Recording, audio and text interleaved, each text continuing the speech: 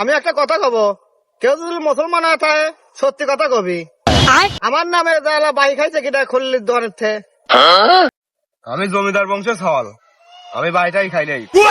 তাহলে মনে হচ্ছে দোষ ঘুরে ফিরে আমার গাড়ি ঘুরে পড়তেছে। আমি কইল মোল্লা বংশের সওয়াল পাল, আমরা কইল বাই খাওয়ার লোক লয়।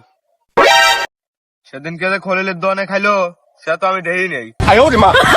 আমার সাথে যে এক ফকির ছিল তাকে কইল দিছিলাম, আমি কইল একাই খাই নাই।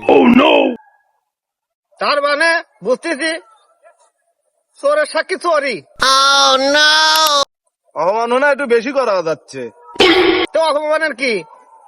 খাইছি সত্যি কথা কই যে খাইছি তোর নামে। নাই বন্ধুর তাই খাইছি, বন্ধুর বাপের আর সম্পত্তি খাই আলাই নাই তো। আচ্ছা সবই বুঝলাম, যা খাইছে খাইছে আর্জেন্ট খায় না। এখন বাড়ির যাই, যা আলা খাওয়া দাওয়া, বিকাল বেলা খেলা আছে, খেলবে যা লাগবে, আসুক সকলেই।